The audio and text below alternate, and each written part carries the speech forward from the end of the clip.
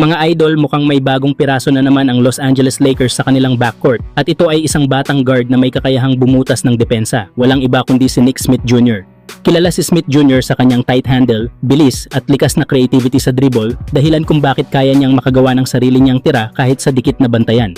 Isang kakayahan na matagal nang kulang sa Lakers lalo na kapag kailangan ng instant offense mula sa bench. At ngayon, opisyal ng bahagi ng Lakers si Nick Smith Jr. matapos siyang pumirma ng two-way contract sa koponan.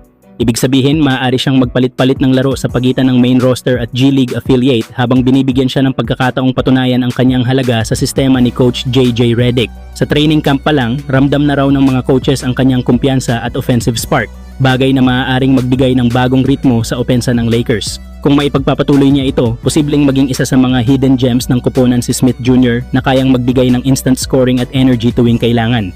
Kayo mga idol, sa tingin nyo ba may chance bang makakuha ng regular spot si Nick Smith Jr. sa rotation ng Lakers? Samantala ayon kay Dave McMenamin, ibinunyag ni JJ Redick na si Dalton Knecht ang nagkaroon ng pinakamagandang offensive training camp sa buong Los Angeles Lakers.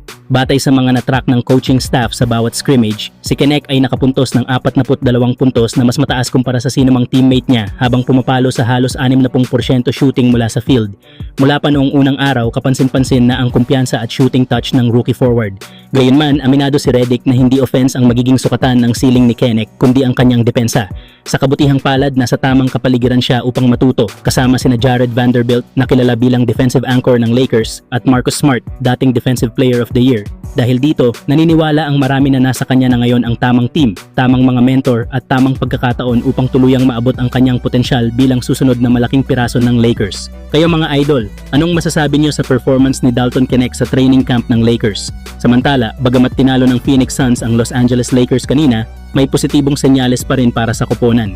Unti-unti nang ipinapakita ni DeAndre Ayton ang kanyang tunay na potensyal. Sa laban na ito, nagtala si Ayton ng 10 puntos at 13 rebounds, pinatunayan na handa siyang maging matatag na puwersa sa ilalim ng ring, lalo na ngayong unti-unti na siyang nakaka-develop ng chemistry kay Luka Doncic. Si Luka naman ay muling nagpakitang gilas matapos ng 25 puntos at patunay na siya pa rin ang sentro ng opensa ng Lakers. Samantala, si Marcus Smart ay tila nag-a-adjust pa matapos magbalik mula sa injury, nagtapos ng laro na may 0 points ngunit patuloy pa ring nagbibigay ng depensa at liderato sa loob ng court. Kapag nakumpleto na ang roster, lalo na sa pagbabalik ni LeBron James, inaasahan na mas lalo pang tataas ang mga numero ni Ayton, partikular sa puntos dahil sa mas maayos na ball movement at leadership ni LeBron. Bagamat talo ngayon, malinaw na nagsisimula ng mabuo ang koneksyon ni Luka at Ayton, isang tambalang may halong finesse at lakas na maaaring maging bagong sandigan ng Lakers sa mga susunod na laban. Kayo mga idol, anong masasabi niyo sa tambalang Luka at Ayton?